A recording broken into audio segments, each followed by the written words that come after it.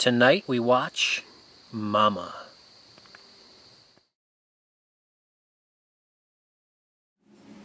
Howdy! Tonight we watched... What the hell did we watch? Mama! We just watched the music video for Mama from Phil Collins. Yeah, it was great. Alright, so... First off, I want to say this was I never get his first name right. Guillermo del Toro. I should know how to pronounce that name, but Guillermo del Toro. And I love his stuff. Yeah. Everything I've seen of his before, absolutely in love with. Except for The Lovely Bones. That was shit. I haven't seen that yet, so... Don't see it. So coming into this movie, high expectations. And now that I've seen it, it was exactly what I expected. It was amazing. Yep. Acting, I think, was incredible. Yeah, the little girls. Some of the main actors were the two little girls. Yep. And he actually, better than anyone, can always get the best child actors in his movies.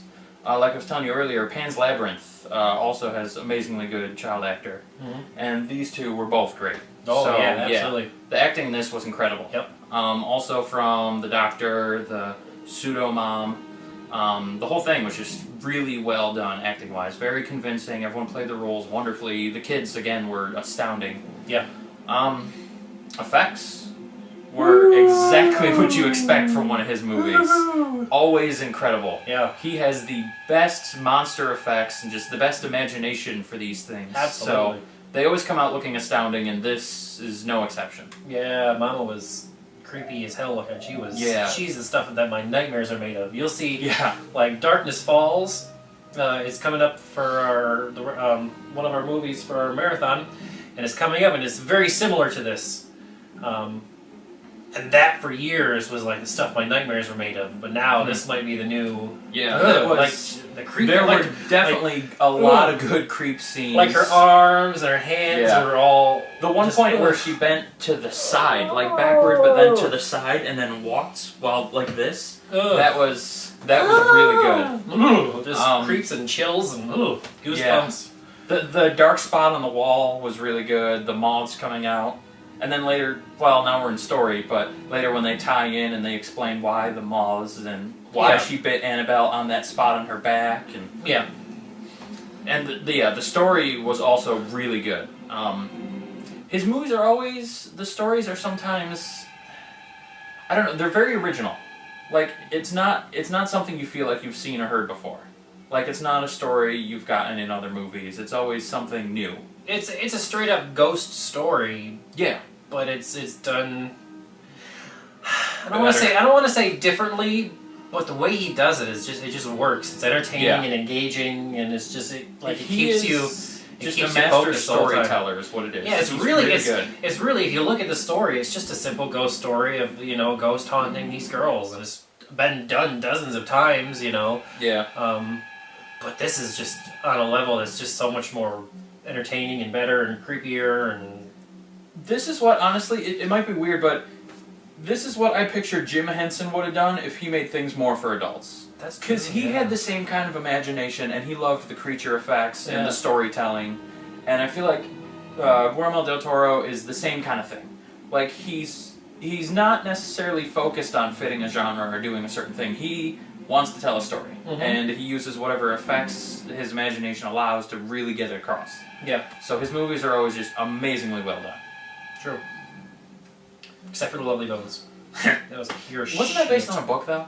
So that's not really his story. It's just something that he got attached to. Which also, I know I'm nerding out. It's my other channel, but he's attached to a new video game, and I'm very excited to see what happens with that. But okay, so scary.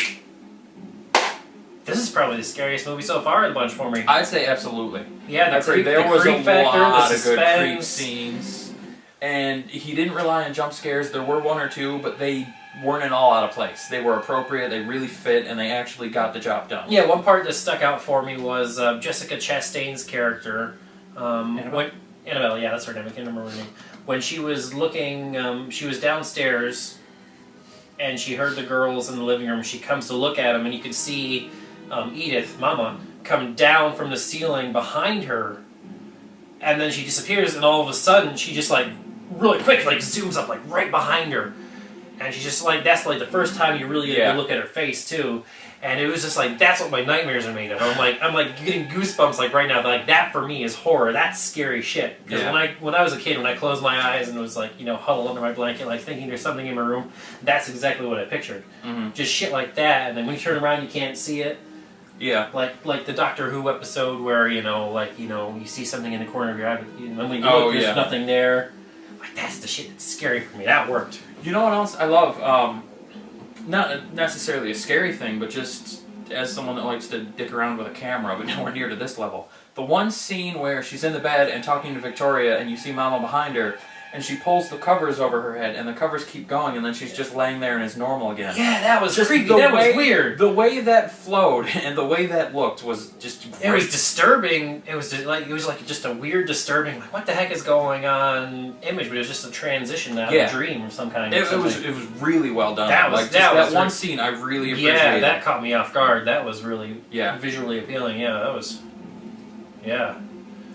So yeah, I wouldn't say scary, like I wasn't really scared, but it had a lot of amazing creepy scenes, a lot of really just unsettling imagery, and just, I don't know, it really, really well done.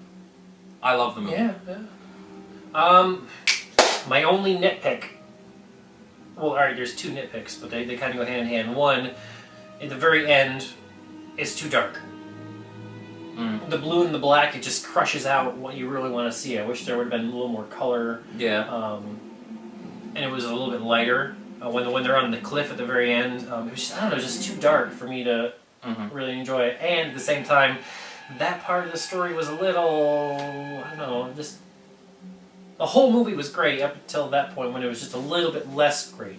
Like, I don't know, it was just a little too generic for me. I don't know, it just... Yeah. Didn't really work for me. I don't know. Well, overall, what'd you give it then? Oh, like 8.5.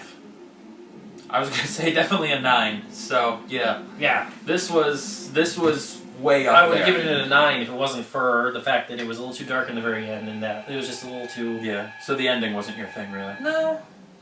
No. Yeah. It's fair. It does turn about. It does kind of turn around in the end. Although, all right, equally, I wouldn't have enjoyed it if they had.